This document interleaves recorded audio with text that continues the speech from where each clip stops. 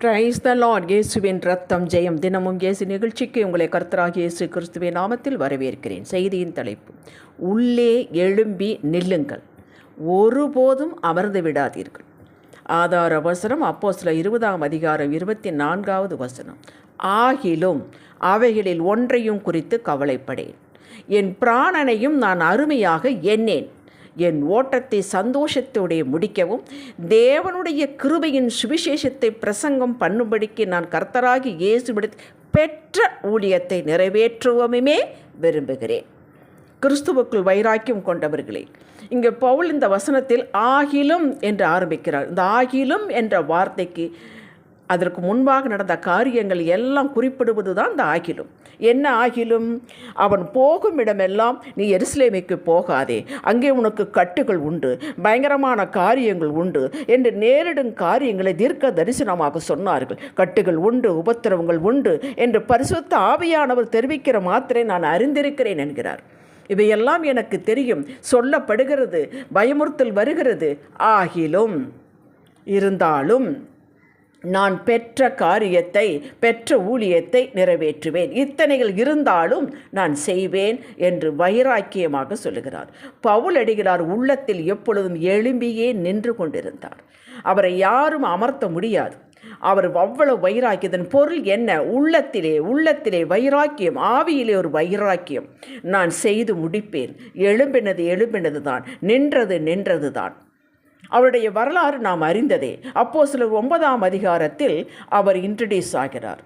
அதற்கு முன்பாகவே அப்போஸ்தலர் 7 ஸ்தேவானின் கொலைக்கு இவரும் காரணமாக இருந்தவர்.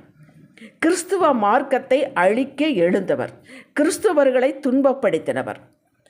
கர்த்தர் இவரை மடை மாற்றினார். தூஷித்த இந்த சத்திய மார்க்கத்தை இப்போது தயங்காமல் பிரசங்கிக்கார். இதுதான் சத்தியம் என்று நிரூபித்து காட்டுகிறார். அப்போது பவுலின் ஊழியத்தில் எத்தனை பாடுகள் இருந்திருக்கும் என்று நாமே யூகிக்கலாம். தவறு என்றவன் இப்போது சரியானது என்று ஊர்கள் தோறும் பிரசங்கிக்கிறான். இது என்ன முரண்பாடு என்று நிந்தித்திருப்பார்கள் அல்லவா? எப்படி இவனை நம்பியிருப்பார்கள்?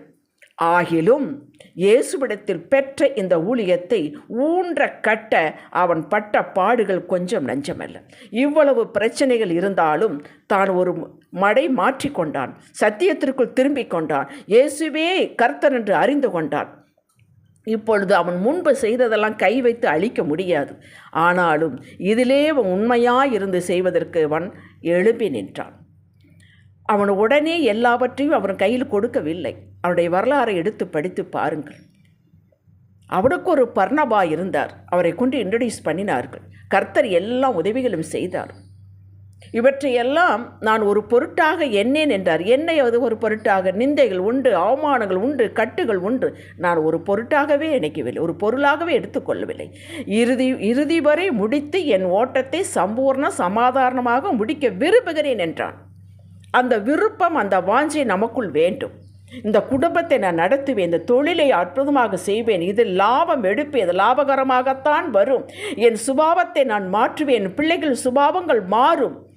இப்பொழுது எதெல்லாம் மாறவில்லையோ அவைகளெல்லாம் மாறும், அற்புதமாக மாறும், உயருவேன், முன்னேறுவேன் என்று நாம் வைராக்கியமாக உள்ளத்தில் நினைக்க வேண்டும். எதை வைத்து பிடிக்கிறோம்? கர்த்தர் உள்ளோடு இருக்கிறார். ஆகையால் எழும்பி நில்லுங்கள், உள்ளத்திலே எழும்பி நில்லுங்கள். பவுலைப் போல நாம் அந்த ஊழியத்தில் ஈடுபட்டிருந்தாலும் சரி, ஈடுபடாமல் இருந்தாலும் சரி, கர்த்தரிலிருந்து நாம் ஒரு சரீரத்தை பெற்றிருக்கிறோம், ஒரு ஆத்துமாவை பெற்றிருக்கிறோம், ஒரு வாழ்வை பெற்றிருக்கிறோம், குடும்பம், வேலை, ஒரு அந்தஸ்து, பிள்ளைகள், சபையில் நிலைநாட்டப்பட்டிருக்கிறோம். இதற்கெல்லாம் நாம் உக்கிரான கணக்கு கொடுக்க வேண்டும். இவைகள் நாம் வளர வேண்டும், இவைகளில் நாம் செழிக்க வேண்டும். ஏதோ போனோம் வந்தோம் என்று இருக்கக்கூடாது. அதற்காக நாம் பிறக்கவில்லை. ஒரு முத்திரையை பதித்து வைத்து போக வேண்டும், ஒரு வரலாறை பதித்து விட்டு போக வேண்டும். செல்வத்தில் மட்டுமல்ல, எல்லாவற்றிலும் பதிவு இருக்க வேண்டும்.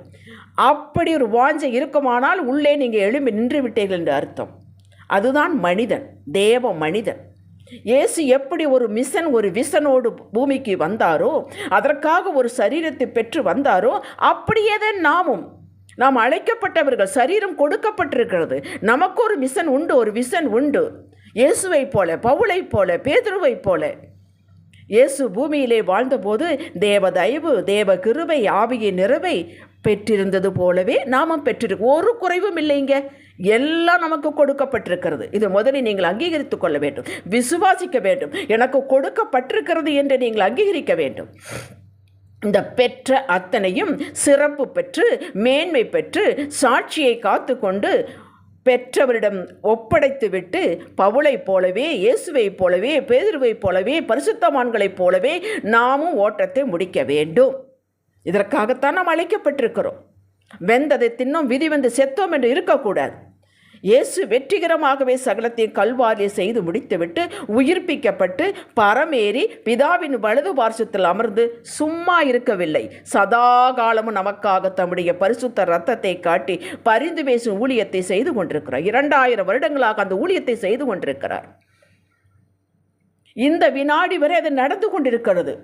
நீங்கள் இந்த செய்தியை கேட்டுக்கொண்டு இருக்கும் பொழுது உங்களுக்காக எனக்காக ஒரு பரிந்து பேசி ஜெபித்து கொண்டிருக்கிறார். பவுலாகட்டும் இயேசுவாகட்டும் பெற்ற ஊழியத்தை பொறுப்பை நிறைவேற்ற அவர்களின் பாதை சாதாரணமாக பூவின் மேல் நடப்பது போல் இருக்கவில்லை. யாருக்கும் அப்படி இருப்பதில்லை. அற்புதமான புதிதும் ஜீவனமான மார்க்கத்தை உண்டு பண்ணி வைத்துவிட்டு அதில் நடப்பதற்கு நமக்கு ஆலோசனை சொல்லவும் துணையாக நிற்கவுமே இப்போது நமக்குள் இருக்கிறார் ஆவியானவராக. நாம் அவர்கள் பட்ட பாடுகள் பட வேண்டிய அவசியமில்லை. ஆனாலும் பாடுகள் உபத்திரங்கள் உண்டு என்றுதான் இயேசு சொல்கிறார். யோவான் 16:33. இதோடு நிறுத்தி இருந்தால் நமக்கு கொஞ்சம் பயந்தான். அதோடு அவர் நிறுத்தவில்லை. திடன் கொள்ளுங்கள், நான் உலகத்தை ஜெயித்தேன் என்று வாக்கியம் நிறைவேறுகிறது. அவர் ஜெயித்தால் நாமும் ஜெயிப்போம். இதன் பொருள் என்ன? உபத்திரங்கள் உண்டு, பாடுகள் உண்டு, அவமானங்கள் உண்டு, நிந்தைகள் உண்டு.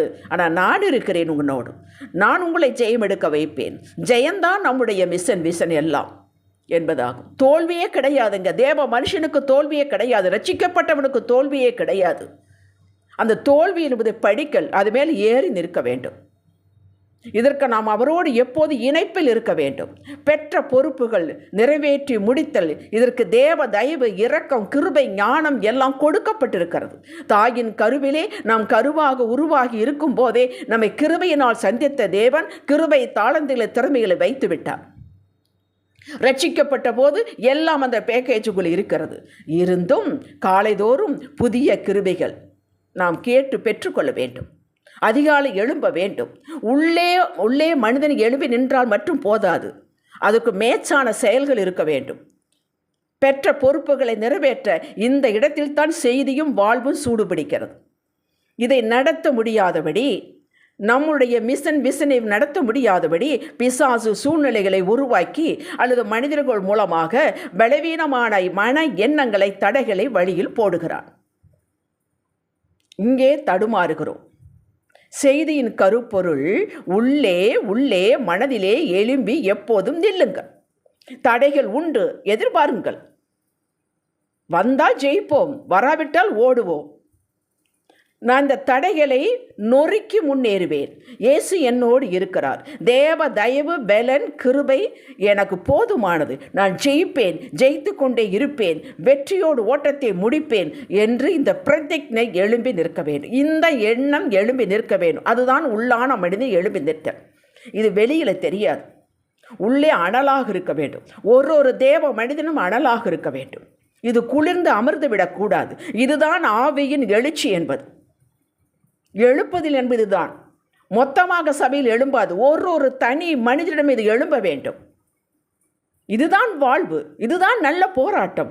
வெளியே பொறுமை, சாந்தம் காட்ட வேண்டும். உள்ளே அனலாக வேண்டும். அவரோடு பாடுபட்டால் அவரோட கூட ஆளுகை செய்யலாம். 2 தீமோத்தேயு 2:10-14 வரை உள்ள வசனங்களை தயவு செய்து வாசியுங்கள். உள்ளே நீங்கள் வைராக்கியமாக எழும்பி நிற்கிறதையும் வெளியே சாந்தமாக இருப்பதையும் கர்த்தர் கவனிக்கிறார். யாரோடும் வாக்குவாதம் செய்ய வேண்டாம். Waste of time. உலகத்தோடு ஒத்து போய் சத்தியத்தென்று வழி விலகுவதோ, சத்தியத்தை தினந்தோறும் தேடாமல் விட்டுவிடுவதோ வேண்டாம்.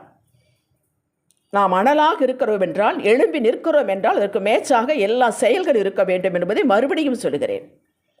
ஆனால் இப்படிப்பட்ட சூழ்நிலைகள் வரும். முடிவு பரியந்த நிலை நிற்பவனே ரட்சிக்கப்படுவான். அதாவது எல்லாவற்றிலும் ஜெயம் எடுப்பான் என்பதாகும். மார்க் 13:13. இறுதியில் இயேசு வெற்றி சிறந்தார். அதுபோலவே நீங்களும் நானும் வெற்றி அடைவோம். நம்மளை பார்ப்பவர் சொல்வார்கள், இவர்கள் வெற்றி அடைவார்கள், இவர்கள் அப்படிப்பட்டவர்கள் தான் என்று சொல்ல வேண்டும், சாட்சி வேண்டும். நம்மளுக்கு தினமும் மாமிசத்தை ஜெயியுங்கள், மனம் சொல்வதை கேளாமல் ஆவியான சொல்வது உணர்த்துவதற்கு கீழ்ப்படியுங்கள். இதெல்லாம் நாம் செய்ய வேண்டியது. மனம் சரீரத்தை உங்களது கட்டுப்பாட்டில் வையுங்கள், தேவனை தேடுவதில் குறியாயிருங்கள். இதுதான் நீங்கள் நானும் செய்ய வேண்டியது. படகை நடத்துபவர் இயேசு, டிரைவர் சீட்டில் அவரை அமர்த்துங்கள். உங்கள் முன்னால் இருக்கும் தடைகளே, நிந்தைகளே, அவமானமே, புறக்கணிப்பே உங்களது வெற்றிக்கு அறிகுறி. அதுவே அடையாளம், அதுவே அடையாளங்க. நீங்கள் சோர்ந்து போகக்கூடாது. இத்தனை நிந்தைகள், அவமானங்கள் வந்து அவர்கள் படுத்து விடுவார்கள் என்று மற்றவர்கள் எதிர்பார்ப்பார்கள். நீங்கள் படுக்கக்கூடாது, இங்கே எழும்பி நிற்க வேண்டும். அதுதான் உங்கள் ஊக்கசக்தி. தினமும் நான் சாகிறேன் என்றால் பவுல் எதற்கு? மாமிசத்திற்கு. ரோஷம், கோபம், வாதம், பொறாமை இதையெல்லாம் நம்மகிட்ட போக வேண்டும். அதற்கு நாம் இடம் கொடுக்கக்கூடாது, அதற்கு தீனி போடக்கூடாது. நாம் சாக வேண்டும். செத்தால் பிழைப்போம். இதைத்தான் பவுல் சொன்னான். மாமிசத்திற்கு செத்தால் மட்டுமே நாம் பிழைக்க முடியும். ஒரு ரெனால்ட் ரோகன் என்று நினைக்கிறேன், எனக்கு சரியாக பெயர் ஞாபகம் இல்லை. ஃபுட்பால் பிளேயர், பெரிய ஃபேமஸான பிளேயர் அந்த காலத்தில். அவர் சிறு வயதாக இருக்கும் பொழுது, அந்த காலத்தில் அவருக்கு மீறி விளையாடி பெயர் பெற்ற புகழ்பெற்ற ஒருவரும் ஆட்டோகிராஃப் வாங்குவதற்காக லைனில் நின்றிருக்கிறார். ஏராளமான மக்கள். அந்த பிளேயர் எல்லாருக்கும் பெரிய பெரிய ஆட்களை பார்த்து போட்டுக்கொண்டே இருந்தார். இந்த பையனும் எவ்வளவோ முயன்று தள்ளி விட்டாரோ, அவரும் தள்ளிவிட்டார். கொஞ்ச நேரம் கழித்து அவன் காலை சுரண்டி கொண்டே இருந்தான். என்னப்பா என்று கேட்டார். எனக்கு ஆட்டோகிராஃப் தேவையில்லை, நன்றாக வைத்து கொள்ளுங்கள், ஒரு நாள் உங்களை காட்டில் நான் ஃபேமஸாக வருவேன் என்று அந்த சிறு பையன் சொல்லிவிட்டு ஓடிவிட்டான். அவன் அன்று எழும்பி நின்றான், மனதிற்குள்ளே எழும்பி நின்றான். பயிற்சி எடுத்தான், முயற்சி எடுத்தான். அவங்க வீட்டில் அவங்க அம்மாவிடம் போய் சொன்னான். அவங்க அம்மாவிடம் மட்டும்தான் சொன்னான், இப்படி நான் எழும்பி நிற்கிறேன், இதை அடையாமல் விடமாட்டேன் என்று. ஒரு நாள் வெற்றி பெற்றான். அப்படி இருக்க வேண்டுமா? எல்லா காரியத்திலும் நான் பொறுமையாக இருப்பேன், சாந்தமாக இருப்பேன், அவசரப்பட்டு பேச மாட்டேன், எடுத்தேன் கவிழ்த்தேன் என்று செய்ய மாட்டேன். இதையெல்லாம் நீ உறுதியாக எழும்பி நிற்க வேண்டுமானால் இது இருக்க வேண்டும். சும்மா எழும்பி நிற்க முடியாது, சும்மா வெறும் ஆசைப்பட முடியாது. துன்மார்க்கனை ஆசை கொல்லும் என்றும் இருக்கிறது. ஏன்னா அவன் செயல்பட மாட்டான், நாம் செயல்பட வேண்டும். ஹல்லேலூயா. தினமும் வெற்றி பெற முடியும்.